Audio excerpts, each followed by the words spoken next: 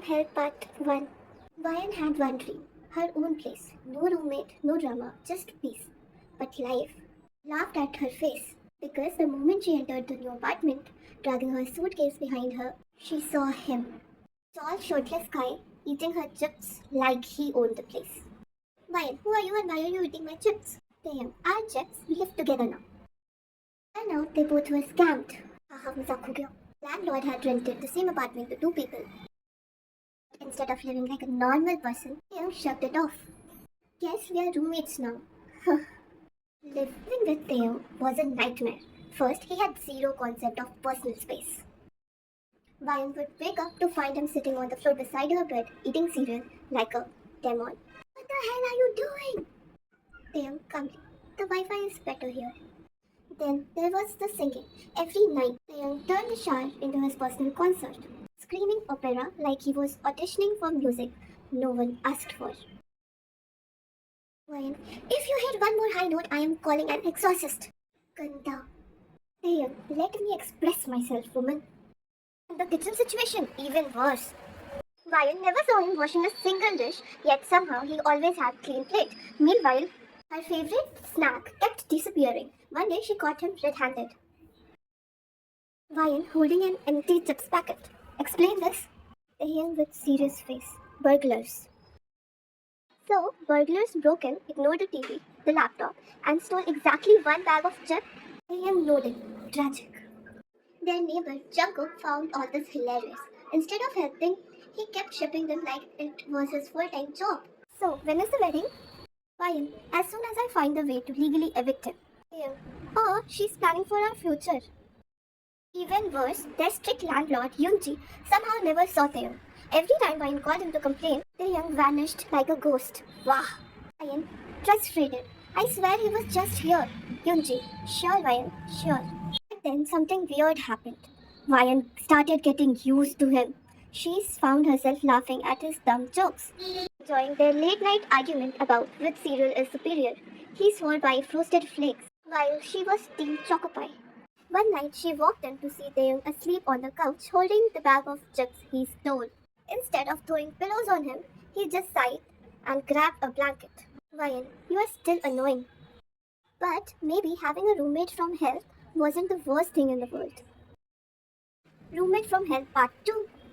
Vian had accepted her fate, not happily, of course, just in resigned to suffering way. Because kicking Taeyang out was impossible. She had tried everything, threats, bribery, even filing a complaint. But somehow universe was on his side. One day Vian came home to find Taeyang standing on the kitchen counter swinging a broom at something. Vian, oh great! Are you summoning demons now? Taeyang, forget demons. There is a lizard! Vian, it's just a lizard. Taeyang, just a lizard? This thing moves like it's getting paid. Vian rolled her eyes, grabbed a container, caught the lizard. She walked in the balcony and let it go. Taeyang traumatized. I can never unsee that. Vian, you're welcome by the way. 5 minutes later, she heard screaming. She ran back inside only to find Taeyang standing on the chair again. What now? Taeyang dead serious. There is another one. Vian sighed. This was her life now. Taeyang had one job, to buy groceries. A simple task, right? Not when he's involved. Vian gave him detailed list. She even highlighted the important stuffs. And yet, Vian staring at the bag. Where is the rice? Taeyang cheerfully. Oh, I forgot. But look, I got the marshmallows. Vian, why would you? Taeyang, I also found the dinosaur-shaped sponge. It looked lonely, so I brought it home. Vian, I can't eat sponge, Taeyang. One night, Vian was binge watching her favorite drama when Taeyang popped down beside her, uninvited, and stealing her half of the blanket. Taeyang, what's this? Vian, a show which you weren't invited to watch. 5 minutes later, he was screaming at the TV. Taeyang, furious, he cheated on her! Bechari.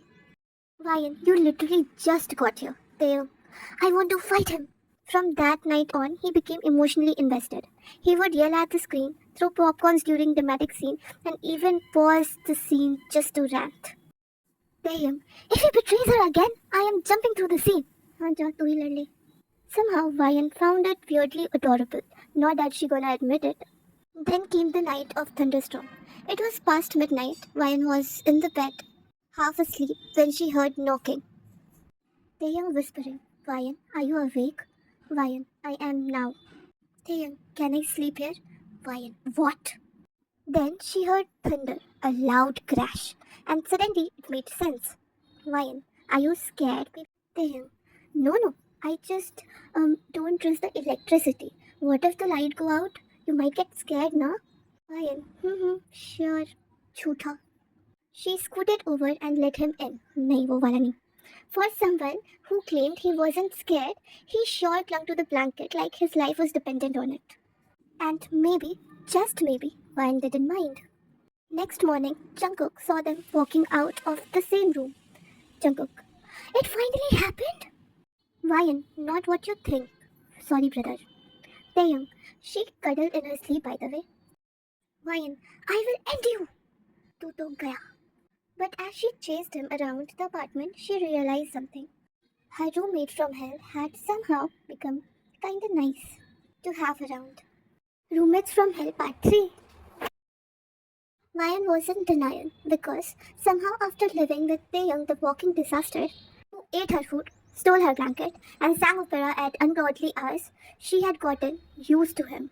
Worse, even she actually enjoyed his company. Satyanash. It started with small things. One night, Ryan fell asleep on the couch and she woke up. There was a blanket over her. At first, she thought she had done it herself until she found a post-it note stuck to her forehead.